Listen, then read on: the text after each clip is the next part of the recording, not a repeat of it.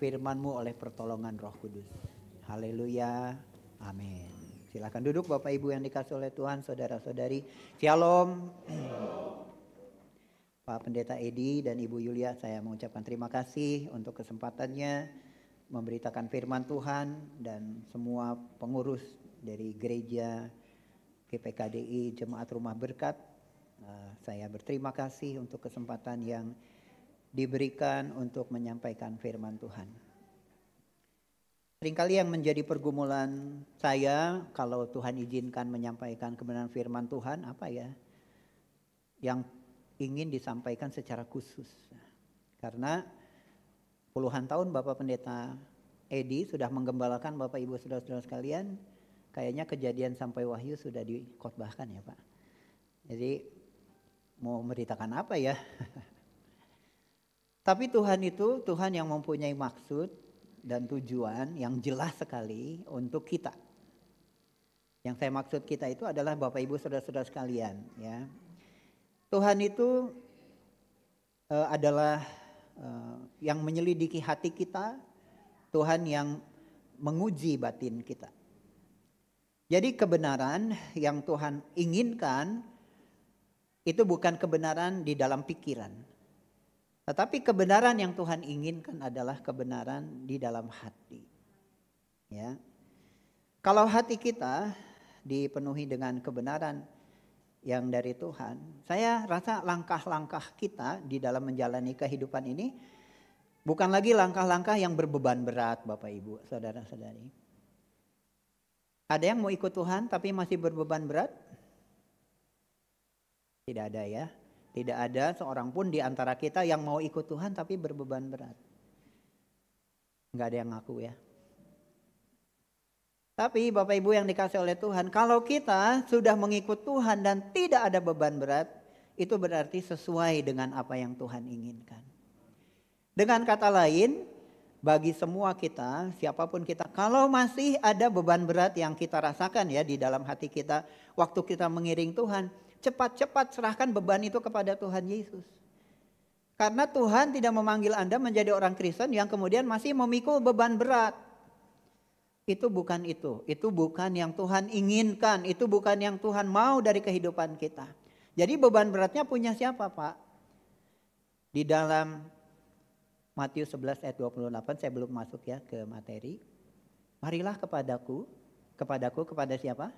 Kepada Yesus, semua kamu yang letih lesu. Ada yang letih lesu? Belum makan? Makan ya. Kalau belum makan. Tapi kalau letih lesu karena masalah, karena persoalan, karena sesuatu yang belum selesai, dipikirin, ubannya nambah terus misalnya. Itu cepat serahkan kepada Tuhan Yesus. Karena beban berat bukan milik Anda Bapak Ibu. Amin. Bukan punya kita. Harus tertanam dalam hati kita. Ada beban berat seberat apa, serahkan kepada Tuhan Yesus. Jangan dipikul-pikul sama kita. Karena bagian kita adalah kuk yang enak dan beban yang ringan. Haleluya. Jadi itu yang harus terjadi dalam hidup kita. Kalau ada beban-beban berat di pekerjaan, di keluarga, pelayanan, jangan segan-segan menyerahkan beban beratnya kepada Tuhan. Jangan gak bisa tidur semalaman mikirin masalah. Jangan mau. Berarti kalau kita seperti itu, memikirkan beban berat dari apa yang kita sedang pekerjaan, usaha, pelayanan. Kalau kita yang mikirinnya, kita lebih hebat dari Tuhan. Nah, tidak banyak yang menjadi stres. Stres yang berkepanjangan menjadi depresi. Depresi yang tidak selesai mau bunuh diri. Tapi ngomong-ngomong mau bunuh diri. Jadi Bapak Ibu, saudara-saudari yang dikasihi oleh Tuhan, tanamkan di dalam hati kita bahwa saya punya Tuhan Yesus dan beban berat bukan punya saya. Itulah iman. Haleluya. Kalau kita ngomong iman tapi beban berat masih dipikul terus, bukan iman. Ya, itu sama sekali bukan iman. Jadi saya adalah orang Kristen yang bebas daripada beban berat. Permen aja ada gluten free. atau sugar free, bebas gula. Orang Kristen juga harus bebas masalah. Amin. Baca di dalam Alkitab Bapak Ibu nggak ada. Coba browsing. Ada kata masalah di dalam Alkitab kita? Nggak ada loh. Problem dalam bahasa Inggris saya searching tidak ada. Siapa yang menciptakan masalah? Kebanyakan diri kita sendiri. Karena itu Bapak Ibu yang dikasih oleh Tuhan, kalau kita mengatakan kita punya iman, ya hari ini boleh ditampilkan.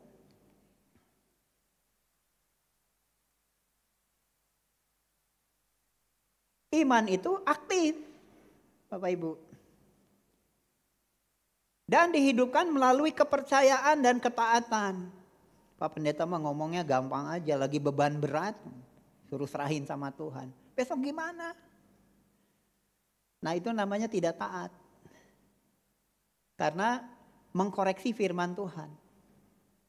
Yang benar itu jangan ditambahin, jangan dikurangin Bapak Ibu. Yang dikasih oleh Tuhan. Terima ya dan amin aja. Ya dan amin kan kita dikasih pikiran, betul. Tapi pikiran kita harus ada di bawah apa yang menjadi kehendak Allah. Kehendak Allah adalah Anda bebas dari khawatir. Tapi kita begitu sucinya sampai kita tidak mau melepaskan kekhawatiran kita. Maaf bukan kita, banyak orang Kristen merasa kalau dilepasin itu pikiran dalam masalah nanti gak selesai masalahnya. Itu jadi jebakan. Bukannya selesai masalahnya tambah pusing. Bukannya melihat jalan keluar, jalan buntu. Lalu banyak orang Kristen akhirnya berpikir mungkin harus ditambah apa ya supaya Tuhan itu mendengar dan menjawab doa saya. Gak ada yang harus ditambah apa-apa sih. Yang benar itu dihidupkan melalui kepercayaan dan ketaatan. Kalau di tengah masalah kita lalu Tuhan bicara, tenang nak, udah gak usah bingung. Tidur aja, gak usah dipikirin. Mau ditidur besok masalahnya belum selesai. Kalau kita tidak mempercayakan kepada Tuhan, Bapak Ibu yang dikasih oleh Tuhan, masalah tetap jadi masalah. Itu jadi masalah makin besar kayak bola salju. Makin besar, makin besar. Tapi kalau secara aktif kita mempercayai Tuhan. Gimana cara mempercayainya? Bagaimana prakteknya? Kita katakan kepada masalah kita.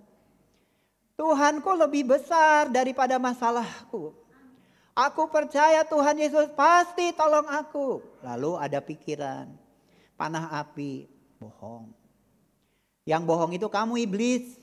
Firman Tuhan mengatakan sesungguhnya beban berat bukan milikku. Aku serahkan beban berat ke tangan Tuhan.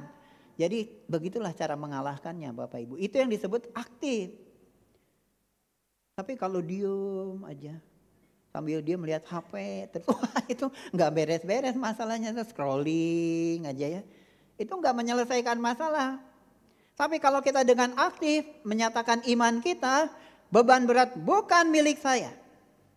Beban berat adalah milik daripada Tuhanku Yesus Kristus. Bebanku enak. Kuk yang kupikul itu ringan. Yang kalah siapa? Saya mengatakan ini dengan serius. Iblis. Haleluya. Masalah dikalahkan dengan iman. Karena itu iman itu harus aktif. Kalau imanmu aktif, hatinya harus percaya. Langit runtuh juga Tuhan pasti tolong saya. Begitu? Amin. Langit runtuh Tuhan tolong saya. Kemarin kami ketemu dengan satu ibu, ya, bukan anggota jemaat kami tapi kami kunjungin waktu kemarin. Dia menunjukkan imannya seperti apa? Wah Pak, kalau saya gempa nih, saya nggak pusing, saya nggak takut, saya nggak lari-lari. Saya percaya Tuhan pasti tolong saya. Saya pernah dengar itu kesaksian itu dari seorang penyanyi kulit hitam, ya, dia menyanyikan lagu Your Eyes on the Sparrow. Ya, matamu melihat kepada burung pipit. Dia di tempat tidur terjadi gempa bumi di Amerika cukup besar dan dia hanya tidak ada yang membantu dia karena dia sedang lumpuh dan dia katakan kalau aku harus mati hari ini aku ketemu dengan juru selamatku. Amin. Kita percaya kepada Tuhan Yesus, percaya kepada Tuhan Yesus itu harus aktif. Hati kita langsung kontak dengan Tuhan. Bukan aktif telepon. Aduh tolong dukung doa. Pak Gembala, Ibu Gembala. Waduh. Bukannya Pak Gembala, Ibu Gembala gak mau didoakan. Bukan. Tapi kalau mau mengaktifkan iman kita berhenti dengan cara-cara begitu. Iman kita langsung connect sama Tuhan. Tuhan, pokoknya ada apa-apa saya percaya Tuhan pasti tolong saya. Gak mungkin enggak. Mau anak saya, mau suami saya, mau usaha saya, mau pekerjaan saya, mau pelayanan saya percaya Tuhan pasti tolong. Gak mungkin gak tolong. Yang datang siapa? Kalau yang datangnya hantu, tidak mungkin. Saya mau mengatakan tidak mungkin. Kenapa tidak mungkin? Karena Bapak Ibu percaya kepada Tuhan Yesus, bukan pada hantu, bukan? Amin. Kalau kita percaya pada Tuhan Yesusnya nggak datang, nggak mungkin. Sama sekali tidak mungkin Bapak Ibu. Kita punya Tuhan yang terlalu luar biasa dahsyatnya. Yang sangat mengasihi saudara-saudara, bahkan ketika kita masih berdosa, Dia udah mati untuk semua dosa kita. Jadi nggak mungkin kalau saya dapat penglihatan, lihat setan-setan, saya bilang, Tuhan ngapain harus lihat yang begitu? Lihat Tuhan aja. Ngapain lihat-lihat yang aneh-aneh begitu? Saya lihat Tuhan Yesus saja. Saya kan menyembah Tuhan Yesus, bukan nyembah yang lain. Begitu ya Bapak Ibu ya. Mari kita baca. 2, 3. Iman adalah dasar dari segala sesuatu yang kita harapkan. Dan bukti dari segala sesuatu yang tidak kita lihat. Kita biasanya sibuknya dengan imannya. Padahal kalau membaca firman Tuhan ini sudah saya memberi warna ya. Iman dan harap. Iman adalah dasar dari segala sesuatu yang kita harapkan. Punya iman gak punya pengharapan, gak jalan Bapak Ibu yang dikasih oleh Tuhan. Itu kan begitu kan membaca firman Tuhan. Jadi kalau saya punya iman, tapi saya tidak punya pengharapan, imannya untuk apa? Padahal iman adalah dasar dari segala sesuatu yang kita harapkan. Dan iman itu bukti dari segala sesuatu yang tidak kita lihat. Tuhannya gak kita lihat tapi kita percaya. Tuhannya gak kita lihat tapi kita percaya. Tuhan pasti tolong kita. Ya demikian. Jadi bagaimana cara mengaktifkan iman? The New Covenant. Ya kita baca Yeremia 31. Mari kita baca Yeremia 31. Ayat 31 sampai 34.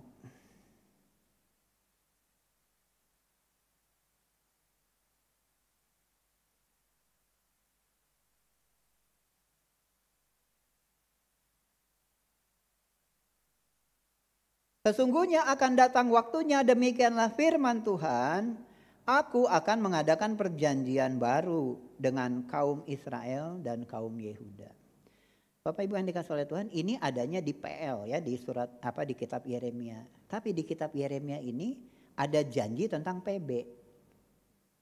Di dalam kitab ya perjanjian lama, tapi ada janji tentang PB, tentang perjanjian baru. Apa perjanjian barunya? Bukan seperti perjanjian yang telah kuadakan dengan nenek moyang mereka. Pada waktu aku memegang tangan mereka membawa mereka keluar dari tanah Mesir. Perjanjianku itu telah mereka ingkari. Meskipun aku menjadi Tuhan yang berkuasa atas mereka. Demikianlah firman Tuhan. Tadi kan kita nyanyi pelukis cakrawala. Kita berbicara tentang penciptaan. Kita meyakini Allah sebagai pencipta. Di firman Tuhan ini ayat 32. Bangsa Israel itu menerima perjanjian yang pertama. Perjanjian yang pertamanya Taurat. Ada 614 hukum di dalamnya. Tapi banyak dilanggar oleh bangsa Israel. Jadi Tuhan melihat perjanjian yang pertama itu gagal. Bukan dari pihak Tuhannya, bukan hukum Tauratnya yang gagal Bapak Ibu. Tetapi para pelakunya. Yang diberi firman itu, yang diberi perjanjian pertama itu gagal. Mereka tidak bisa melakukannya. Kemudian nanti ada seorang rasul namanya Paulus. Dia menuliskan bahwa memang hukum Taurat itu bukan untuk membawa manusia kepada kebenaran. Kenapa? Karena dikatakan begini kepada bangsa Israel, jangan. Yang jangan yang dilakukan. Itu gagal namanya. Tapi Bapak Ibu yang dikasih oleh Tuhan, ketika Tuhan melihat itu, Tuhan berjanji akan membuat suatu perjanjian yang baru. Ayat 33. Tetapi beginilah perjanjian yang kuadakan dengan kaum Israel sesudah waktu itu. Demikianlah firman Tuhan. Lihat perhatikannya Bapak Ibu. Aku akan menaruh Tauratku di dalam batin mereka. Dan menuliskannya dalam hati mereka. Maka aku akan menjadi Allah mereka. Dan mereka akan menjadi umatku. Baca ayat berikutnya 34. Dan tidak usah lagi orang mengajar sesamanya atau mengajar saudaranya dengan mengatakan, "Kenalah Tuhan."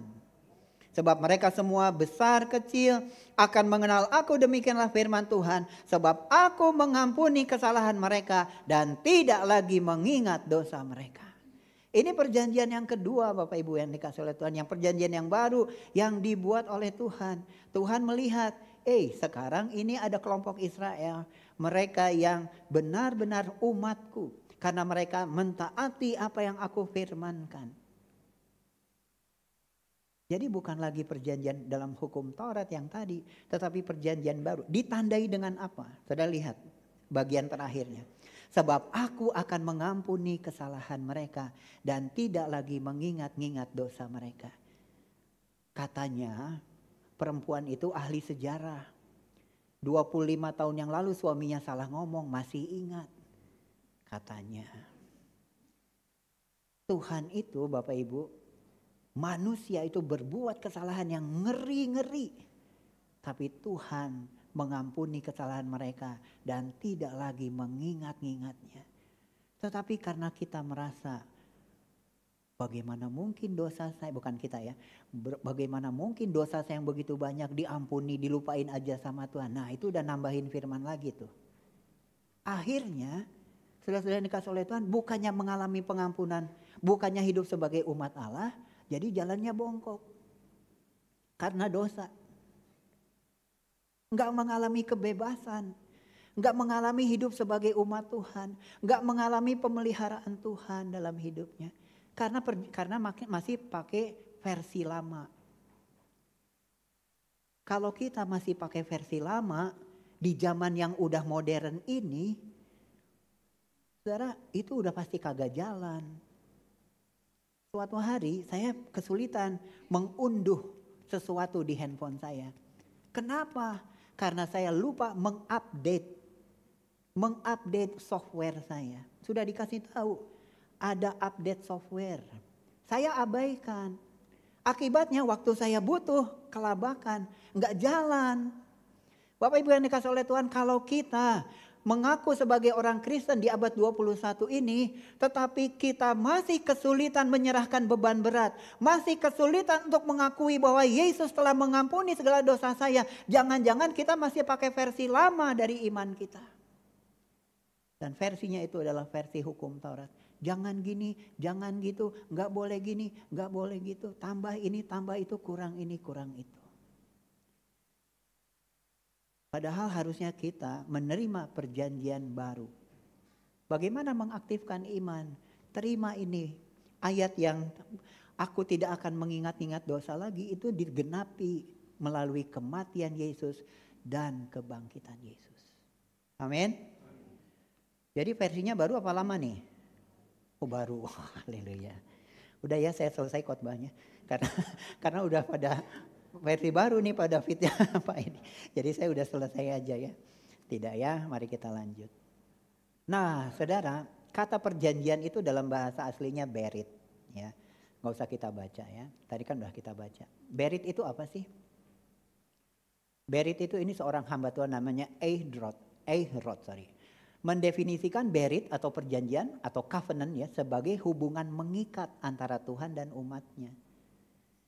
Yang menariknya begini Bapak Ibu, itu bukan kontrak antara mereka yang setara, tetapi komitmen ilahi dari Tuhan kepada Israel. Udah tahu nih, tegar tengkuk nih, susah dikasih tahu. Tapi Tuhan berinisiatif mengadakan perjanjian dengan umatnya, walaupun nggak setara. Tahu, Tuhan tahu. Ya, kedua, perjanjian itu bersifat relasional dan sah. Makanya saya dari tadi katakan dari awal khotbah ini. Kalau kita bisa mengakuinya ini sah ini bukan sesuatu yang lahir dari kami pendeta-pendeta, bukan. Yang terakhir, berit adalah dasar iman, dasar ibadah dan kehidupan etis bangsa Israel. Saudara, ini adalah definisi dari perjanjian. Udah tahu nggak setara tapi Tuhan bikin perjanjiannya. Dan inilah perjanjian yang sah dan ini menjadi dasar ibadah. Nah kalau kita nggak pakai perjanjian baru ini Bapak Ibu, ngapain kita datang ibadah, angkat tangan, haleluya, puji Tuhan. Tapi kita masih pakai versi lama dari iman kita. Orang Jakarta bilang nggak kaci katanya ya. Nggak sah itu saudara. Ini kita harus upgrade hari ini versi iman kita. Pakai iman yang berlandaskan kepada perjanjian yang baru, jangan perjanjian lama. Jadi bagaimana mengaktifkan iman? Perjanjian baru telah diberikan kepada umat Allah. Suatu perjanjian yang merancangkan ada suatu hubungan relasi antara Allah dengan umatnya. Haleluya. Enggak haleluyanya enggak sampai di plafon. Haleluyanya menembus langit, menembus tahtanya Tuhan. Amin. Kan ada relasi. Kalau kita hanya ngawang-ngawang kayak gitu ngapain Bapak Ibu? Jauh-jauh saya dari Lembang 3 jam nyetir. Ngapain? Ada relasi. Jadi ketika Anda mengatakan haleluya, Tuhan menerima. Ketika Anda mengatakan Bapa terima kasih, Tuhan disenangkan. Relasional. Jadi perjanjian barunya sudah diberikan. Di rumah saya tiba-tiba paket. Paket. Bu Afri biasanya, Bu Afri gak ikut dengan saya hari ini. Karena ada paketnya maksudnya apa?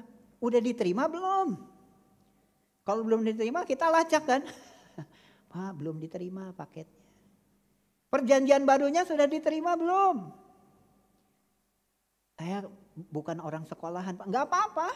Gak jadi masalah. Oh saya udah terlalu kayaknya gak kesampaian ilmunya. Enggak ini bukan bicara tentang itu. Terima apa enggak? Karena Yohanes 1:12 mengatakan. Barang siapa menerimanya. Lambano itu I take for myself. Lambano saya mengambil untuk diri saya sendiri. Udah diterima belum? Kalau udah diterima pasti ada yang berbeda Bapak Ibu yang dikasih oleh Tuhan. Gak mungkin hidupnya sama. Hidupku tetap sama. Masa hidupku tetap sama? Lagunya kan hidupku takkan sama ya. Yesus Tuhanku yang berkuasa atasku. Hidupku tetap sama. Wah jadi ngaco kita ngedengarnya. Harusnya ada yang berubah dari kehidupan kita. Amin. Saya kan pernah khotbah di sini dan juga mengatakan ya usia itu hanya masalah angka. Amin. Jangan gini Pak Julius saya udah tua, udah pensiun, udah susah gini susah gitu susah. Kok gimana sih? Oke lanjut dulu ya. Allah menghendaki agar umatnya hidup di hadapan Allah berdasarkan versi yang baru. Allah menginginkan kita hidup dengan perjanjian baru.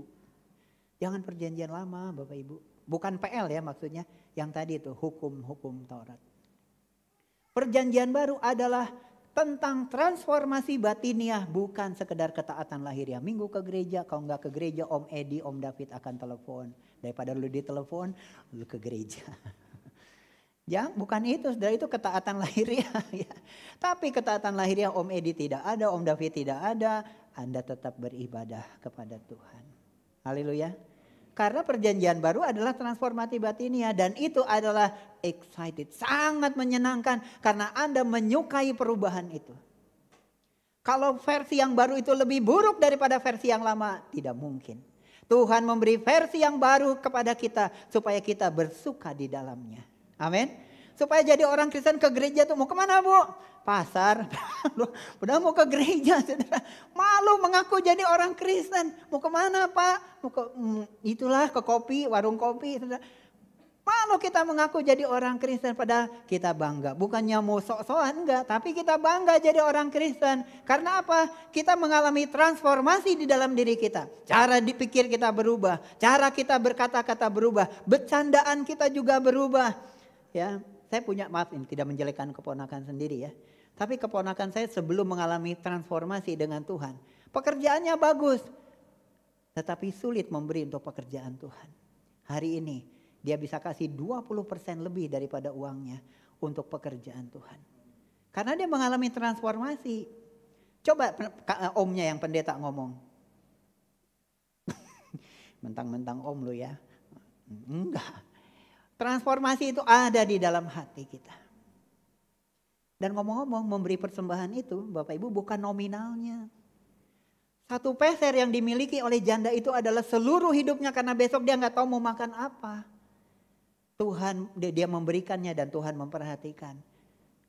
Terus kalau Tuhan merhatikan gimana? Ya merhatiin doang, nggak mungkin Bapak Ibu. Kita harus memakai imajinasi kita yang positif.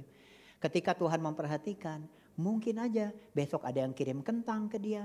Ada yang kirim terigu ke dia. Ada yang kirim yang lain yang dia butuhkan. Kita nggak pernah tahu. Tapi Tuhan mau melihat. Kan tadi saya katakan, iman itu aktif. Iman itu diaktifkan dengan kepercayaan dan ketaatan. Walaupun itu mungkin uang kita yang terakhir. Tapi ketika kita harus berbagi kepada orang yang membutuhkan. Lu ngapain datang ke sini? Gak tahu nggak punya duit, datang. Pasti mau pinjam duit kan? Orang yang udah datang udah stresnya, dimarahin sama orang Kristen. Mungkin juga pelayan Tuhan di gereja yang di sini, wah haleluya, tapi marahin orang. Bisa jadi, di sini mah nggak ada ya, nggak ada. Katakan nggak ada. Jadi saudara-saudara yang dikasih oleh Tuhan, transformasi batiniah terjadi dan transformasi itu bikin Anda excited. Transformasi itu bikin Anda jadi orang Kristen yang mukanya seperti apa? Cerah. Tahukah Bapak Ibu saya yang dikasih oleh Tuhan, waktu Musa mendapatkan hukum yang pertama, turun dari Gunung Sinai, mukanya itu harus ditutupi dengan menggunakan, apa itu namanya? Tudung. Tudung, kenapa? Oh, silau. Oke, haleluya. Kalau hukum Taurat aja bisa bersinar kayak begitu, berarti perjanjian yang baru harusnya membuat Anda lebih bersinar. Kalau tubuh Anda bersinar, tidak ada sakit, dan kalau tubuh Anda bersinar artinya tidak ada sakit dan penyakit. Saya berdoa untuk satu ibu di Modern Land, di vonis sirosis stadium 3, kanker hati. Waktu datang manifestasi, kuasa kegelapan, siapa yang mau ganggu rumah gua? Tentunya tinggi 170. Saya ajak Bu Afrini, nyingkir daripada lu digebuk. Nyingkir. Udah selesai ini, masih ngamuk-ngamuk. Saya ikat dalam nama Tuhan Yesus, tidak boleh manifestasi. Tuhan suruh duduk, saya duduk. Begitu duduk saudara, bau busuk yang amat busuk keluar dari tubuh ibu ini. Belasan tahun hidup dikuasai kuasa kegelapan. Kalau udah datang kuasa kegelapan merasuki dirinya, dia seorang yang sangat-sangat kesakitan. Bapak Ibu yang dikasih oleh Tuhan, waktu bau busuknya keluar, saya bilang puji Tuhan. Gak heran dia sakit sirosis, yang di dalam tubuhnya baunya kayak gitu. Bisa mengerti Bapak Ibu? Tetapi kalau tubuh kita terang, ada cahaya Tuhan lewat perjanjian yang baru. Kalau engkau berpusatkan kepada Yesus, tubuhmu penuh dengan cahaya, encok lewat. Haleluya. Ya, sakit apa saja Bapak Ibu, yakini dengan iman Anda sembuh. Amin. Karena Anda percaya kepada Tuhan Yesus. Latih dong begitu, jangan hanya latih, Om Edi tolong doain. Bukan, sekali lagi bukan saya mengatakan, atau Om David mengatakan, bukan Bapak Ibu. Tapi latih iman kita aktif. Ambil kesembuhan Anda. Percaya kalau saya kepada Tuhan Yesus, Panadol, Insa, dan yang lain-lain itu tidak perlu lagi Anda konsumsi. Haleluya. Ya, makanya warung obat murah di warung itu laku pisan. Ya, kalau orang Sunda bilang laku pisan. Tapi kalau Anda mengimaninya secara aktif, percaya Anda tidak perlu terikat dengan obat-obatan. Haleluya. Kabar baik atau tidak baik? Kabar baik dong. 1 juta harus ke rumah sakit, sekarang bisa dipakai makan. Ya bisa ngasih orang. Daripada 1 juta ke rumah sakit. 200.000 ke rumah sakit. Sekarang karena kita punya iman kepada Tuhan Yesus, tubuh kita penuh dengan cahaya. Ini saya bukan ngomong sembarang ya. Tetapi Matius 6 ayat 22 mengatakan, kalau kita fokus, maka tubuh kita penuh dengan cahaya. Harus aktif. Nah, ini transformasi batiniah Bapak Ibu. Karena itu transformasi batiniah itu membuat kita orang Kristen menjadi orang yang paling bersukacita. Haleluya. Menjadi orang yang bersukacita. Bukan dibuat-buat, bukan. Itu keluar dalam diri. Kenapa sih kamu sukacita? Jangan suruh saya diam ya. Karena saya memang sukacita ilahi ada di dalam diri saya. Begitu ya Bapak Ibu, puji Tuhan. Yeremia 31:34 terbukti sudah digenapi dalam Tuhan Yesus. Saya lewat aja ya ini karena ini Yesus Kristus adalah perantara perjanjian yang lebih baik. Jadi kalau udah percaya kepada Tuhan Yesus, hidup kita nggak lebih baik, pasti ada yang keliru. Jadi apa yang harus diperbaiki? Iman kita harus diperbaiki. Mengapa kita gereja Tuhan diminta untuk bertekun dalam iman? Itu harus menjadi pertanyaan kita. Secara khusus saya mau menyampaikan tentang ini. JRB ya, Jemaat Rumah Berkat. Waktu saya bergumul sama Tuhan, Tuhan apa yang harus disampaikan untuk jemaat ini? Yehezkiel 36, mari kita baca. Yehezkiel 36 ayat 37 dan 38.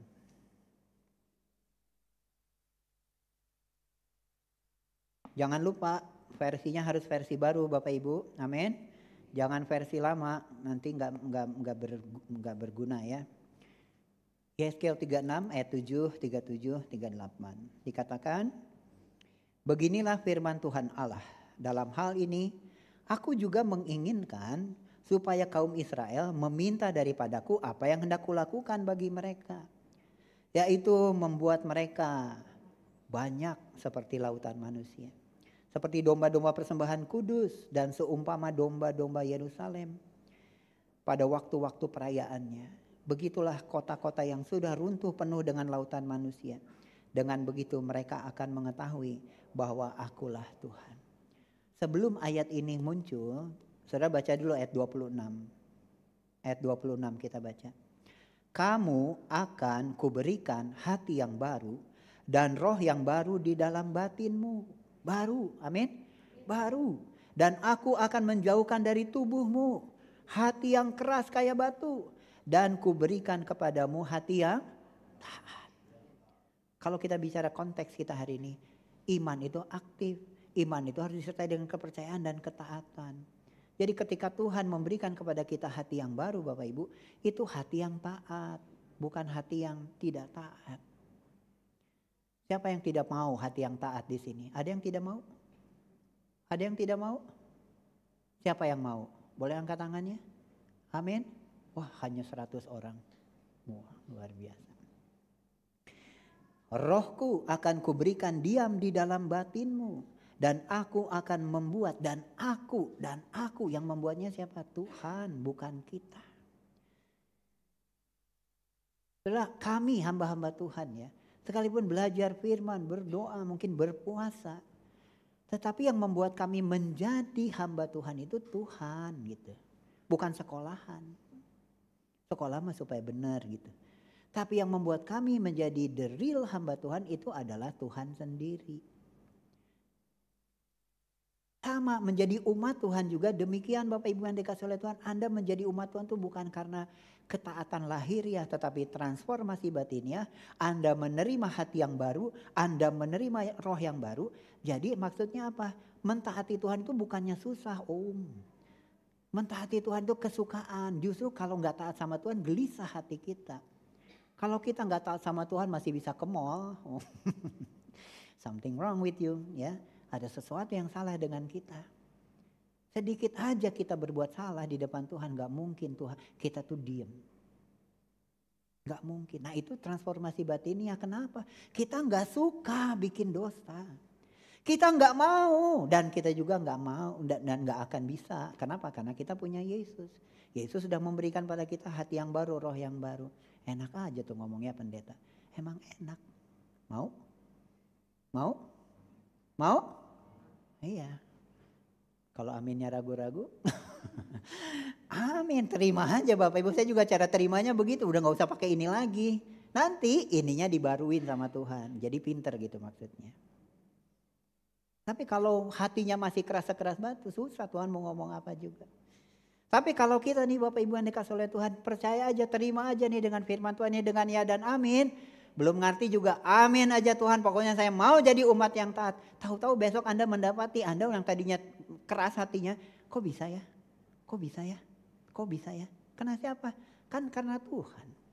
Kalau punya Tuhan gak bisa ngerubah hati sekeras batu, bukan Tuhan. Khususnya yang percaya. Kalau yang kopeh, yang keras kepala, ya salah sendiri bukan salah Tuhan. Karena Tuhan kasih versi baru, gak mau diunduh ya salah sendiri.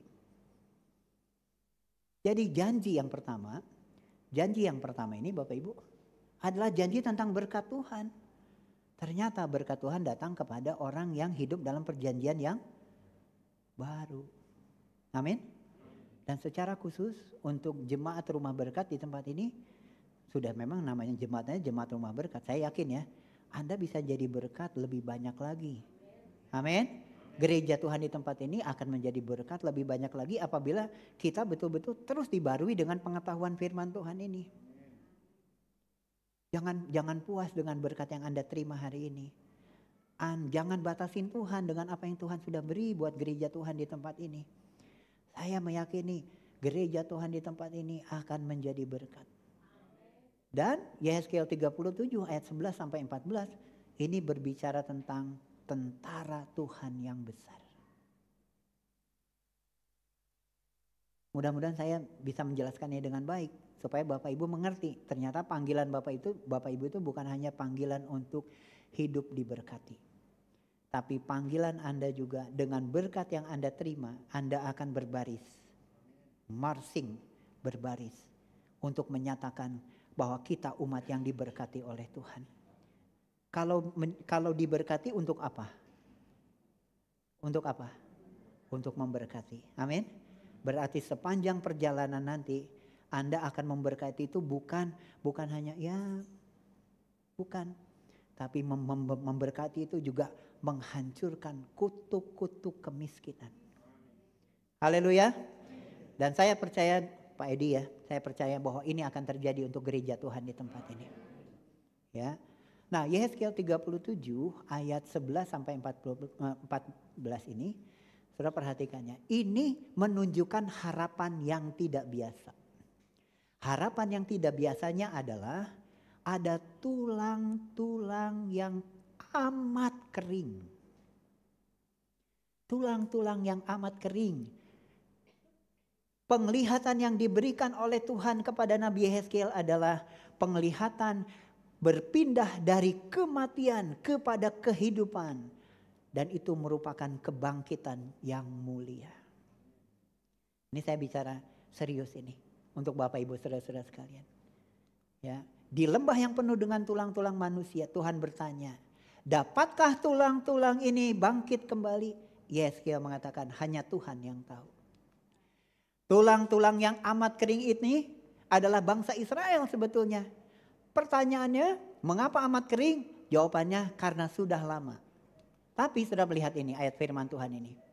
Yehezkiel 37 ayat 11 ya. Firman-Nya kepadaku, hai anak manusia, tulang-tulang ini adalah seluruh kaum Israel. Ada banyak umat Tuhan di luar sana Bapak Ibu. Banyak di luar sana. Seperti kami kemarin kunjungan dan menemukan ada anak Tuhan yang masih tersesat. Dan di tempat ini juga, di daerah ini juga banyak anak-anak Tuhan di luar sana. Yang sedang mengalami kekeringan seperti ini. Tapi sudah perhatikan, apa yang menyebabkan tulang-tulang itu menjadi kering sudah lama. Sungguh mereka sendiri mengatakan, tulang-tulang kami sudah menjadi kering dan pengharapan kami sudah lenyap. Apa yang menyebabkan tulang-tulang kering itu? Omongannya sendiri. Dari perkataan yang sering digemakan di dalam kehidupannya dari hari ke hari. Seperti yang kamu gemakan, kamu akan makan buahnya. Dan ini sebabnya mengapa kita butuh iman menerima firman Tuhan. Karena kita tidak mau seperti tulang-tulang kering ini. Kita tidak mau orang-orang yang jalan kayak zombie. Zombie, mayat hidup. Hidup tapi mati. Kenapa hidup tapi mati? Hidup jadi orang Kristen tapi gak punya pengharapan. Hidup jadi orang Kristen tapi gak punya iman. Kasihan. Tetapi perjanjian yang baru. Yang Tuhan buat itu membuat kebangkitan. Perjanjian yang baru membuat kebangkitan. Dan Anda Bapak Ibu, saudara-saudari, hamba-hamba Tuhan, para pengurus gereja di tempat ini. Dengan keberkatan yang Anda punya, Anda akan pergi membebaskan orang-orang yang kering. Amin. Jadi bukan hanya bagi sembako. Tapi katakan bahwa Anda harus hidup. Kan ditanya tadi, tulang-tulang bisa kering, bisa hidup enggak? Bisa. Dan firman Tuhan ini tidak datang kepada Yehezkiel lagi, tapi datang kepada Bapak Ibu saudara-saudara sekalian. Saya tidak mau meletakkan beban berat kepada kita, bukan. Tapi kalau Anda meyakini panggilan gereja Tuhan di tempat ini adalah juga untuk membawa kabar baik ini kepada banyak orang, maka Anda harus menerima firman Tuhan ini dengan ya dan amin. Apa rencana Allah atas tulang-tulang yang kering? Memberikan rohnya.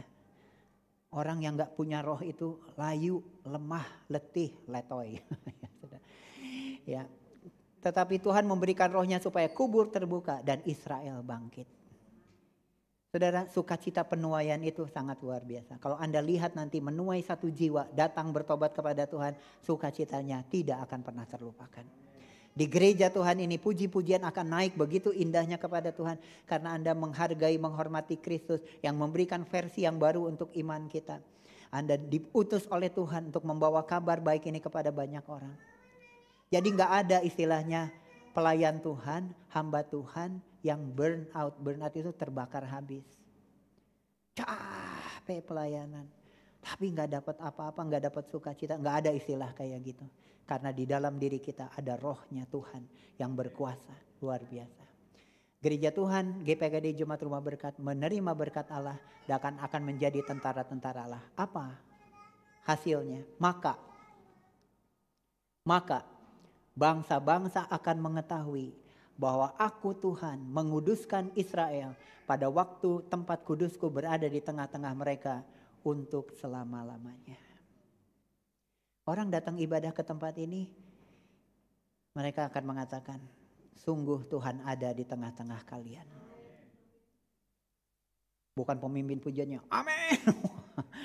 Pemimpin pujian udah kabar habis pol, kita udah karena masih ngumpulin nyawa, masih ngantuk ke gereja. Tapi ini tidak akan terjadi kepada umat Tuhan yang di gereja Tuhan di tempat ini. Orang akan datang dan mereka merasakan kehadiran Tuhan. Kalau Tuhan hadir di tengah-tengah kita, orang bisa merasakannya. Gak usah disuruh-suruh ke gereja, itu maksudnya tadi. Besok datang lagi. Datang lagi, ikut HPM, ikut yang lain. Mau melayani, menyerahkan hidupnya, menyerahkan banyak hal untuk kemuliaan nama Tuhan. Haleluya. Ya, saya datang dengan Pak Yudea Rianto ya. Ini diaken kami yang baru kami tahbisan minggu yang lalu. Belasan tahun umat Tuhan tapi tersesat. Hari ini sudah kembali, haleluya. Udah bisa menikmati Tuhan di dalam gerejanya. Maksudnya gitu kan ya Bapak Ibu ya. Jadi gereja itu orang tuh suka. Ya, hidupnya yang tadi di perjalanan kami sharing penuh dengan kegelapan, sekarang sudah berjalan dalam terang. Dan saya suka cita bawanya. Coba kalau sepanjang jalan saya dengerin dia ngomel, saya turunin aja di jalan. Cuma nggak begitu ya Bapak Ibu. Tapi kalau kita nih anak Tuhan ngobrol tuh sukacita. Wah saya dipakai Tuhan luar biasa. Orang sakit disembuhkan. Orang yang kesusahan ditolong oleh Tuhan. Dia nanya ujung-ujungnya, gerejanya di mana sih? Bawa dong saya ke gereja. Haleluya. Ya, jadi ini biar jadi berkat ya untuk kita sekalian. Hiduplah dalam iman. Gak usah suka nambah-nambahin firman. Gak usah juga suka ngurang-ngurangin firman. Yang penting pastikan paketnya udah keterima atau belum. Perjanjian yang baru, versi yang baru dari iman kita udah terima atau belum. Kalau sudah terima harusnya ada perubahan. Perubahannya lambat gak apa-apa, ada perubahan. Perubahannya cepat, haleluya. Berarti bisa ngebut. Ya, kalau ngebut berarti cepat nyampe. Karena itu Bapak Ibu yang dikasih oleh Tuhan Yesus Kristus, siapapun kita yang hadir pada kesempatan pagi hari ini, Anda berharga di mata Tuhan. Anda dikasih oleh Tuhan dan gereja Tuhan ini juga mau Tuhan pakai lebih dahsyat lagi. Menjadi gereja yang diberkati dan menjadi gereja yang juga menjadi tentara-tentara Tuhan. Yang akan mengentaskan kemiskinan. Yang akan menjadi kemiskinan rohani. Yang itu akan dientaskan. Ya, apa yang mereka alami. Ya, sebagai orang yang tadinya mungkin tidak punya pengharapan. Sekarang mereka punya pengharapan. Lihat siapa sih? Oh lihat si Bapak A, lihat si Ibu A, lihat si anak muda A, lihat si anak muda B. Yang berjemaat di gereja ini. Ya. Sudah mulai terbakar ini? Terbakar apinya? Terbakar hatinya? Amin. Untuk mengasihi Tuhan lebih lagi? Haleluya, kita bangkit berdiri.